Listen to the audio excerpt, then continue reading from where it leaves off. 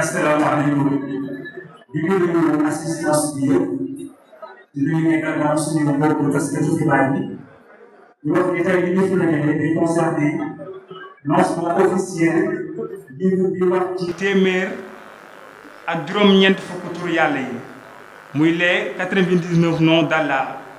su ko defee nag Rama Guissé Diagne bokk ci bindkat yu ñu gën a ràññee fii ci xadara bi moom nag moo ñu war a présenter livre bi bu ñu ta noppee ñu bàyyi suñu mbokk taskatu xibaar yi ñu daal di indi seeni laaj après ñu clôturer que par la séance de dédicace su ko defee rek dañ koy bàyyee kàddu gi soxna Rama. asalaamaaleykum maa ngi nuyu ku si nekk si turam ak santam di sant d'abord yàlla subhanahu wa taala mi nu may fekkee ko ak tal ko di ziar suñu yonent bu tedd bi Seydi Ahmed sallallahu alayhi wa sallam di ziar Mawlaay Cheikh Ahmed Tidiane Chérif radiyallahu taala anhu di ziar itamit suñu sang bu tedd bi yaa Mawlaay Seydi Mouhamed El Cheikh moom mi nga xam ne ni lépp moom la ñu koy remercier jamono ju ne di ñaan itam mu nangul ñu suñu taalibe suñu pas-pas suñu teggin si keppaaram. Et donc ñu ñëw tey pour présenter leen livre bi nga xam ne ni bind nañ ko muy la niche des perles précieuses muy livre bi nga xam ne ni dafa dajale juróom-ñeent fukk ak juróom-ñeenti tur yàlla subhanahu wa taala li nga xam ne ni nekk na si alquran ñu def si itamit ay recettes yu concerné noo yooyu yoo xam ne ni guide bi di Mawlaay Seydi Mouhamed El Cheikh joxe na ko yooyu la ñu regroupé daal di koy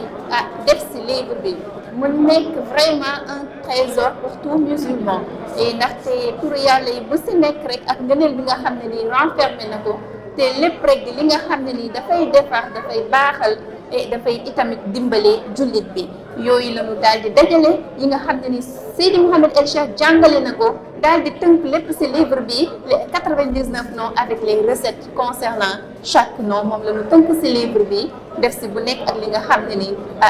ngëneel yooyu nga si mën a am en gros loolu mooy li nga xam ne ni mooy livre bi bind nañ ko muy la niche des perles précieuses et ñu koy présenté tey mbokk yëpp macha allah. Assalamu alaikum. Seyda Rama, nous avons deux questions pour vous. La première est la suivante. Qu'est-ce qui vous a inspiré à écrire ce livre? Et la seconde c'est, d'où vous est-il venue l'idée de créer louange à l'imam al-Mahdi? Et quel est le but de son existence? Soxna Diarra ñu lay remercier ci question bi. Qu'est-ce qui nous a poussé à écrire ce livre? dañoo gis que ni Seydi Mouhamed El Cheikh recettes yi nga xam ne ni yëpp jàngale na ko joxe ko mu concerne les 99 noms d'Allah lépp dafa nekk loo xam ne ni ay ngëneel la et donc ñu bëgg rek ñun tam am yéene daal di koy matérialiser sous forme de livre comme ça ñëpp ñi nga xam ne ni gën a yaatal mbir yi ku nekk mën si jot mën si njëriñu ndaxte li nga xam ne ni moom la 99 noms yi renfermé li si nekk lépp ay njëriñ la et donc idée boobu moo ñu poussé pour permettre vraiment à plus de gens ñu mën si am accès mën ko utiliser mais aussi mën si jëlee ay njëriñ yu bëri loolu mooy idée principale bi ñu poussé pour ñu bind ko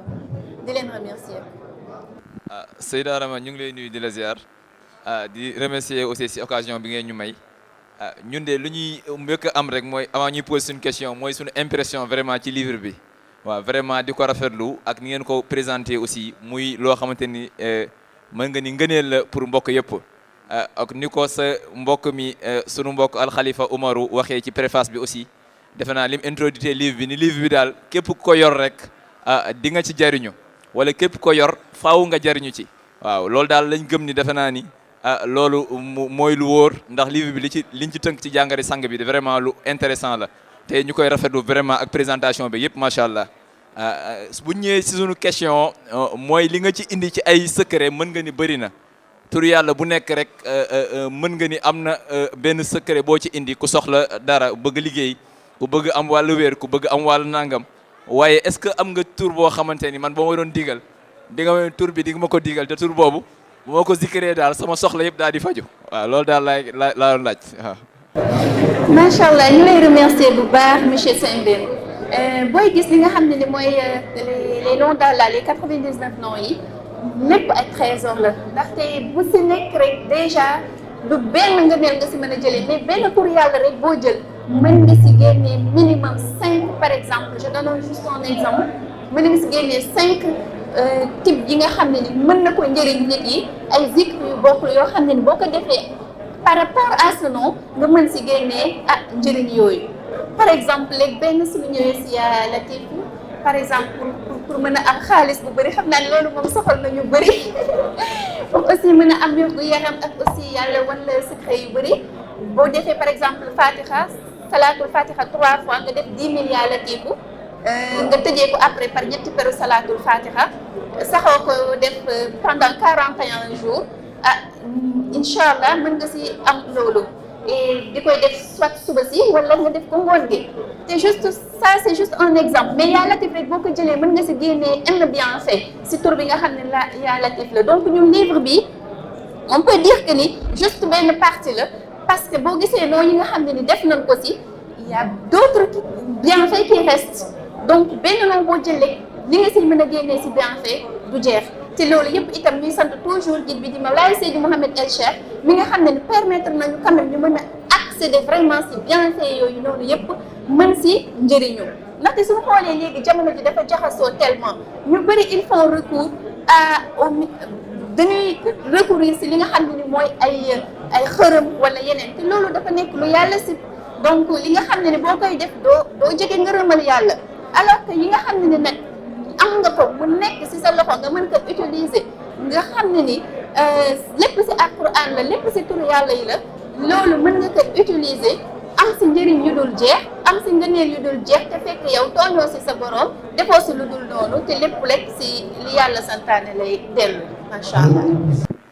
asalaamaaleykum Soxna Rama ñu ngi lay remercier di la ndokkeel ci téere bi nga xamante ni bind nga ko. nañu amoon ñaari question xamante ni moom lañu bëggoon poser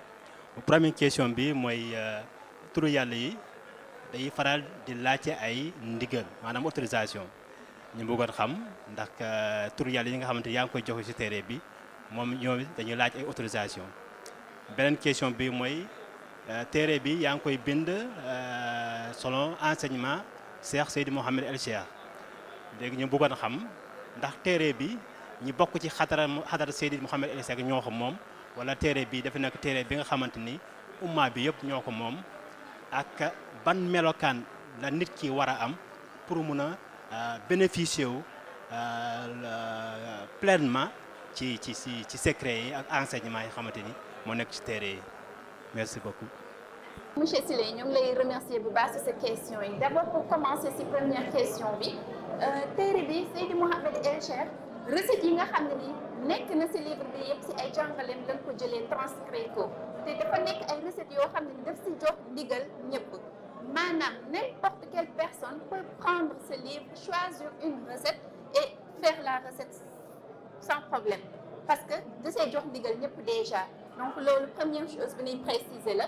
Deuxième question bi nga posé bi itam ce n'est pas uniquement destiné aux disciples de Mawlaay Seydi Mouhamed El Cheikh mais c'est destiné à toute la communauté musulmane lii nii njëriñ la boo xam ne ni képp rek koo xam ne ni jullit la war nga ko mën a utiliser ndaxte dafa nekk loo xam ne ni lépp mystique turu yàlla la buy dellu si nuuraani yu te loolu utiliser ko du nekk loo xam ne ni da lay gaañ du nekk loo xam ne ni da lay fan mais dafay nekk loo xam ne ni au contraire dina la dimbale dina la jàppale itam si fànn yu bëri ndaxte domaine boo mënti jël rek am na loo xam ne ni defal nañ la ko si loola si mën a jàppale si domaine boobu macha allah je pense que répondre naa si 2 questions yi ok d'accord donc pour nga mën ko def mën si gis njëriñ donc loolu lan ngay def mooy déjà respecter comme charte werd yi rek ànd ak selleté mais surtout def ko ngir wakkirlu si yàlla loolu c'est très important def ko ngir wakkirlu si yàlla donc loolu dina la jàppale ak selleté bu mat sëkk def ko ngir jaamu yàlla boo ko defee yàlla subhanahu wa taala dina la jàppale nga mën si am nga ne yin si wax yëpp Je pense que Sokhna Diarra a une question que je n'ai pas répondu. La création de la louange, de la chaîne louange. Oui, je suis pas d'accord. Chaîne louange à l'imam El Mahdi, nous avons créé le 23 février 2019. Et donc, le but, c'était vraiment wax ci Seydi Mouhamed El Cheikh. Ndaxte ñun dañ ko approché am lu ñu gis ci moom et on voulait vraiment partager ça avec les gens wax suñu impression ci moom wax li nga xam ne ni apporté na ko ci ñun donc loolu moo doon bi mais aussi transcrire ay jàngaleem yi nga xam ne ni def na ko ñu jéem ko transcrire jéem ko dugal ci chaîne boobu donc objectif bi en gros c'est faire les éloges du guide Mawlaay Seydi Mouhamed El Cheikh mais aussi transcrire ses enseignements et dugal ko ci chaîne boobu en gros loolu mooy vraiment objectif chaîne bi. يا الله يا رحمن يا رحيم يا ملك يا قدوس يا سلام يا مؤمن يا مهيمن يا عزيز يا جبار يا متكبر يا خالق يا بارئ يا مصور يا غفار يا قهار يا وهاب يا رزاق يا فتاه يا عالم يا خابر يا كاشف يا قافر يا رافع يا معز يا مضل يا سميع يا بصير يا حكم يا عدل يا لطيف يا خبير يا حليم يا عظيم يا غفور يا شكور يا عليم يا كبير يا حفيظ يا مقيت يا حسيب يا جليل يا كريم يا رقيب يا مجيب يا ماشي يا حكيم يا ودود يا مجيد يا بارش يا شهيد يا حق يا وكيل يا قوي يا متين يا ولي يا حميد يا معصي يا مطيع يا معيد يا مقيت يا مميت يا حي يا قيوم يا واجد يا ماجد يا واحد يا أحد يا صمد